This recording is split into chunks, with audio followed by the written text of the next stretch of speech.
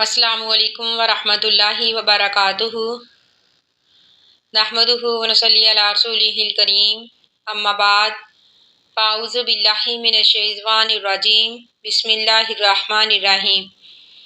رب اشرح لی صدری ویسر لی امری واحلل عقدۃ من لسانی لیفقہوا قولی۔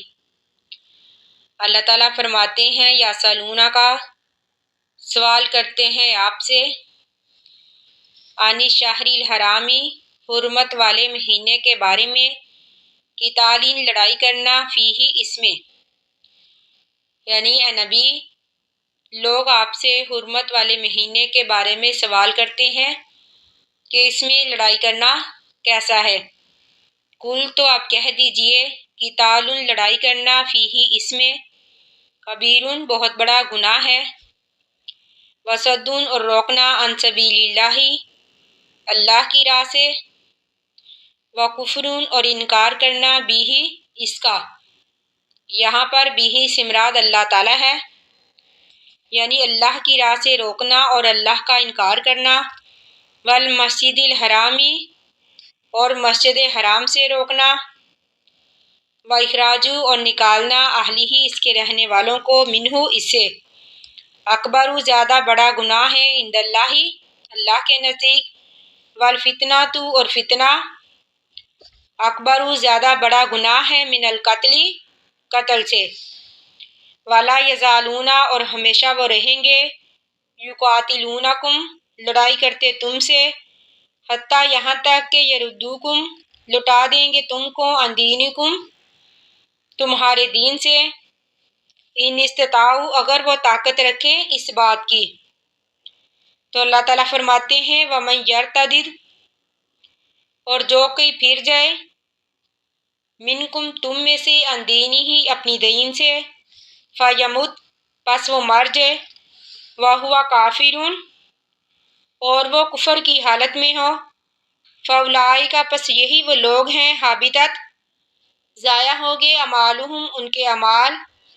فی الدنیا دنیا میں، والآخرۃ اور آخرت میں، واولئک اور یہی وہ لوگ ہیں، اصحاب النار آگ کے رہنے والے، ہم وہ فیہا اس میں، خالدون ہمیشہ رہیں گے۔ رجب، ذوالقعدہ، ذوالحج اور محرم، یہ چار مہینے زمانہ جاہلیت میں بھی حرمت والے سمجھے جاتے تھے، پھر دین اسلام میں بھی اللہ تعالیٰ نے اس کی حرمت کو برقرار رکھا۔ اس میں لڑائی جھگڑا کرنا، قتل کرنا سخت ناپسندیدہ عمل ہے۔ ہوا یہ کہ ایک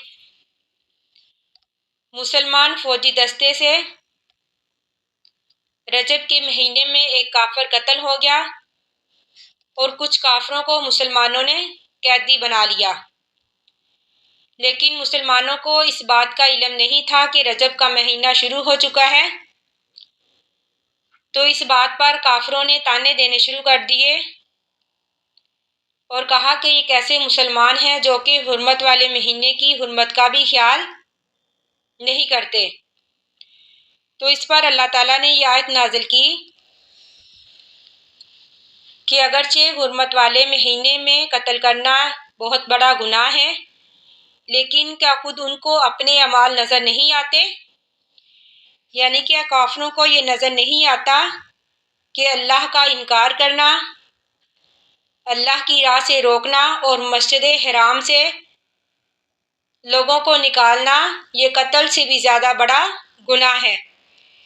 یہاں پر والفتنۃ اکبر من القتل سے مراد کفر و شرک ہے، یعنی اللہ تعالیٰ فرماتے ہیں کہ کفر و شرک قتل سے بھی بڑا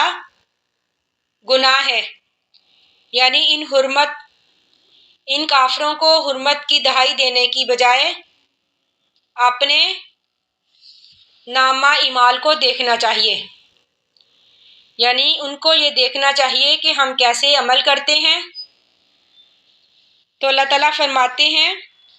کہ ہمیشہ یہ قاتل کافر تم سے لڑتے رہیں گے یعنی وہ یہ چاہتے ہیں کہ تم اپنے دین سے پھر جاؤ۔ تو اللہ تعالیٰ فرماتے ہیں جو کوئی تم میں سے اپنے دین سے پھر جائے اور وہ کفر کی حالت میں ہی مر جائے تو ایسے لوگوں کے تمام اعمال ضائع ہو جائیں گے۔ یعنی جو کوئی اسلام کی حالت سے کفر کی طرف لوٹ جائے تو ایسے لوگوں کی سزا جو ہے قتل ہے۔ حدیث میں ہے کہ نبی اکرم صلی اللہ علیہ وآلہ وسلم نے فرمایا من بدل دینہ فاقتلوہ، یعنی جو کوئی اپنے دین کو بدل ڈالے اسے قتل کر دو۔ یہ تو اس کی دنیا کی سزا ہے۔ اس آیت میں اللہ تعالیٰ نے آخرت کی سزا بیان کی ہے،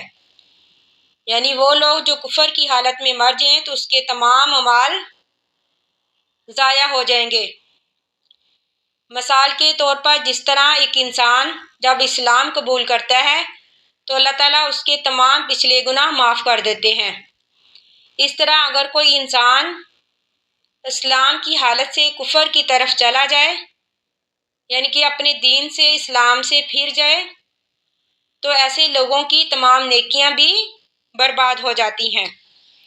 تو اللہ تعالیٰ فرماتے ہیں کہ ایسے لوگوں کی سزا جہنم ہے اور وہ ہمیشہ جہنم میں ہی رہیں گے۔ ان الذین، بے شک وہ لوگ، آمنو جو ایمان لائے، والذین اور وہ لوگ، ہاجروا جنہوں نے ہجرت کی، وجاہدوا اور جہاد کیا، فی سبیل اللہ اللہ کی راہ میں، اولئک یہی وہ لوگ ہیں، یرجون جو امید رکھتے ہیں، رحمت اللہ اللہ کی رحمت کی، واللہ اور اللہ تعالیٰ غفور معاف کرنے والا ہے، رحیم مہربان ہے۔ یعنی اس سے پہلی والی آیت میں اللہ تعالیٰ نے کافروں کا ذکر کیا، اب اس آیت میں اللہ تعالیٰ ایمان والوں کا ذکر کرتے ہیں، یعنی جو ایمان والے ہیں وہی ایسے لوگ ہیں جو اللہ کی رحمت کی امید رکھتے ہیں۔ یسألونک کا سوال کرتے ہیں آپ سے، عن الخمر شراب کے بارے میں، والمیسر اور جوئے کے بارے میں، قل تو اے نبی آپ کہہ دیجئے،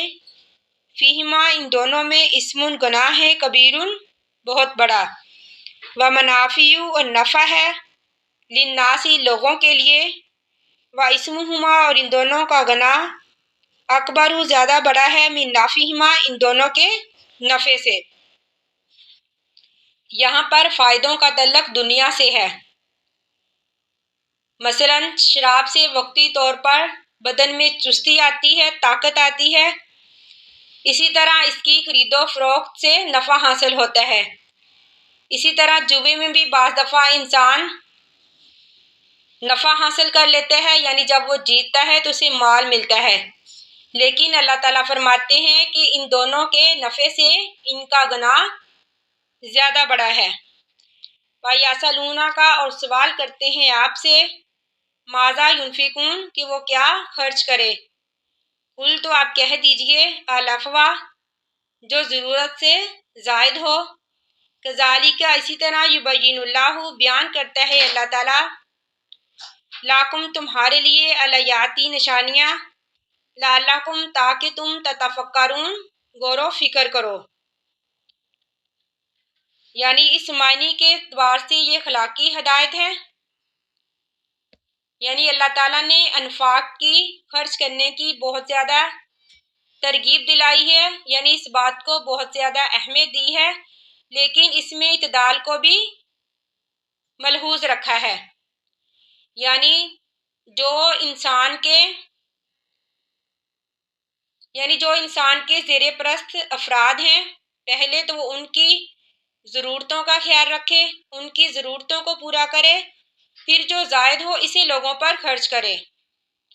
یعنی وہ ایسے انداز سے خرچ کرے کہ اسے دوسروں کے سامنے ہاتھ نہ پھیلانے پڑے۔ جس طرح کہ حدیث میں ہے کہ ما سہل و تیسر ولم یشق علی القلب، یعنی جو آسان اور سہولت سے میسر ہو اور دل پر گرا نہ گزرے وہی انسان کو خرچ کرنا چاہیے۔ اللہ تعالیٰ سے دعا ہے کہ اللہ تعالیٰ ہمیں قرآن پاک کو پڑھنے، سمجھنے اور اس پر عمل کرنے کی توفیق عطا فرمائے، آمین۔ آخر دعوانا ان الحمد للہ رب العالمین۔ السلام علیکم ورحمۃ اللہ وبرکاتہ۔